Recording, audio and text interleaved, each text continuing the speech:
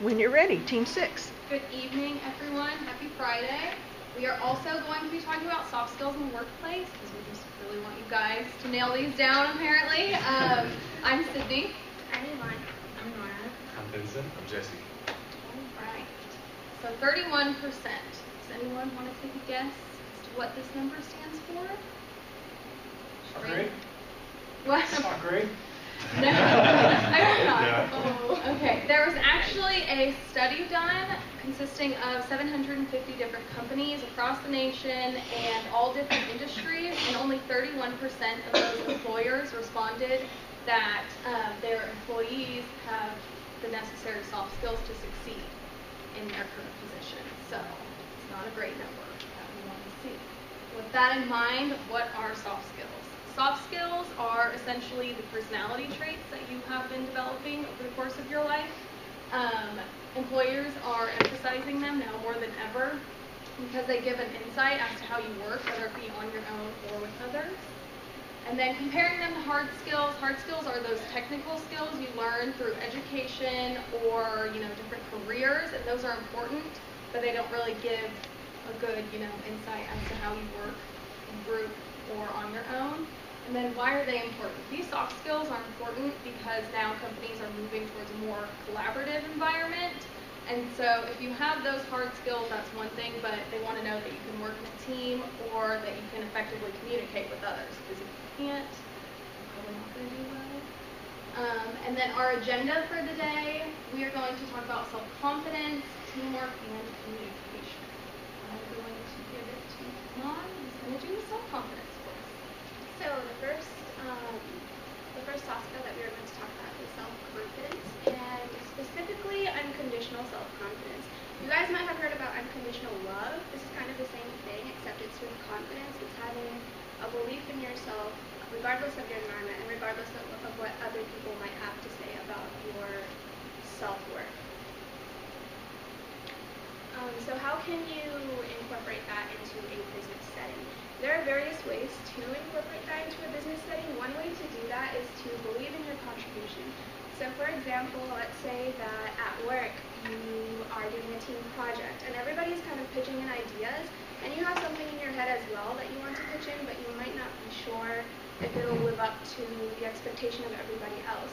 So self-confidence in that situation is knowing that what you have is valid and the ideas that you have are worth sharing with other people. Another way that you can incorporate confidence in a business setting is to cater to your strengths. Basically, there's nothing wrong with knowing what your weaknesses are or knowing what your strengths are in any setting. Like, it doesn't take away from what you have to offer. And the third way that you can do that is to back yourself up in a job interview. So when you go for a job interview, know what you have to offer and be able to put that forward. And there's a proper way to do that, and there might not be so much of a great way to incorporate self-confidence in a job interview. And we actually have a short skit to show you guys what the long way to do that might be. And Jesse's going to be the interviewer, and Vincent is the interviewee in this situation. All right, so this is a situation that actually happened to me. So this is a real life situation, okay? So guys taking over, right? So we're going to start this up, and all right. All right, how's it going, sir? I'm doing well. All right, appreciate it. Go ahead and take a seat for me. All right, so Mr. Vincent. Yes, sir. All right, today you are interviewing for a technical support position here. Tell me a little bit about yourself. I mean, I have your resume here. Tell me about your last position. I mean, well, you already have my resume there.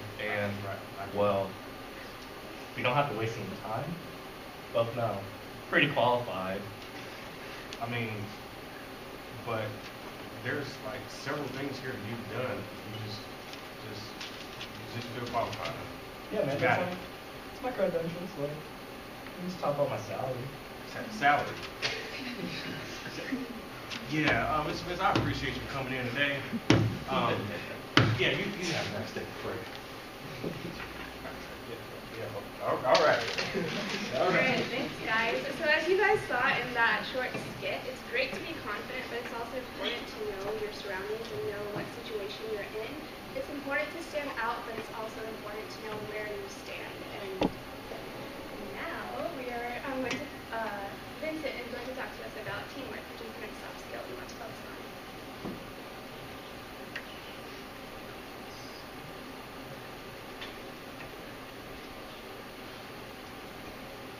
A lot of times, students will groan on syllabus day when professors say group presentation. The presentations can be great if you have a good group dynamic. Other times, not so much. Collaborating in a business setting is extremely important, so these should be positive, right? Well, in my workplace, we're planning for a large event, and the supervisor refused to listen to the bartender's suggestions for a smaller menu.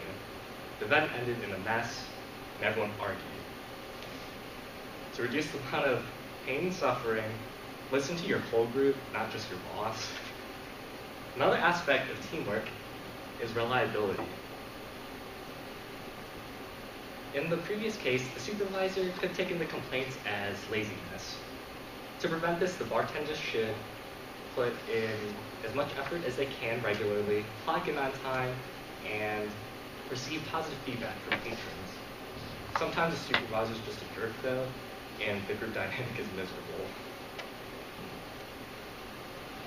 Arguments can lead to stalemates, and what the bartenders should have done is communicate with their peers and calmly approach the supervisor. In short, some groups suck, team members can be lazy, and repeating your argument can waste a lot of time. Next, Nora will go more in depth into communication.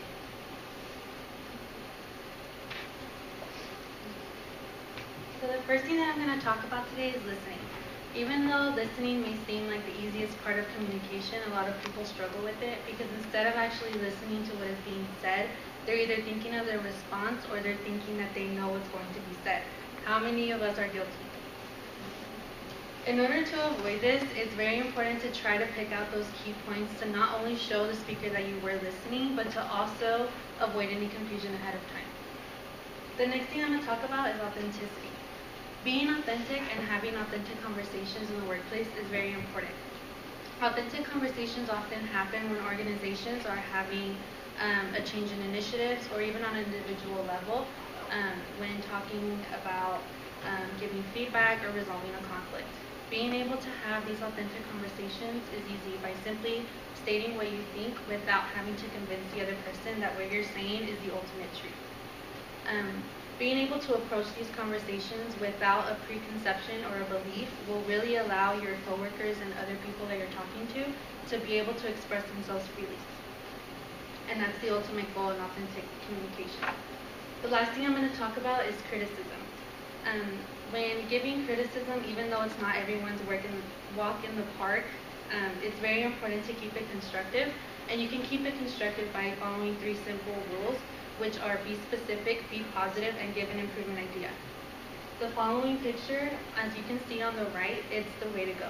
It demonstrates the 3 main points, and it's very important to have constructive criticism in an organization for it to successfully achieve whatever goal it has as a whole.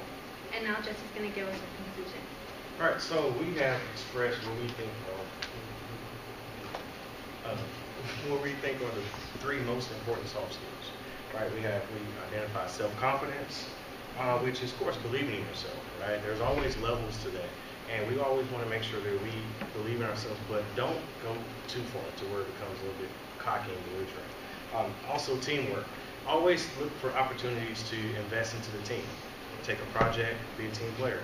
And lastly, communication. And like Nora expressed, taking that feedback and being able to accept criticism and also give criticism in a positive way will always help the team, always build that camaraderie that you need. So our call to action today is don't just think of this as something you can do at work, but think of it as something you can do every day because it's a part of who you are.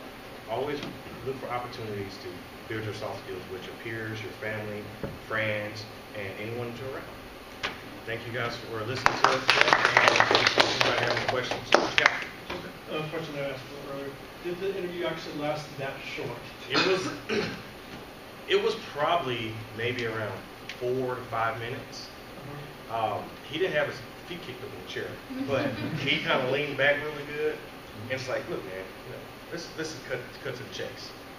I'm already qualified. I already passed the test. Just tell me what we're gonna make when I can start. I'm like, yeah, I didn't get to your last name yet.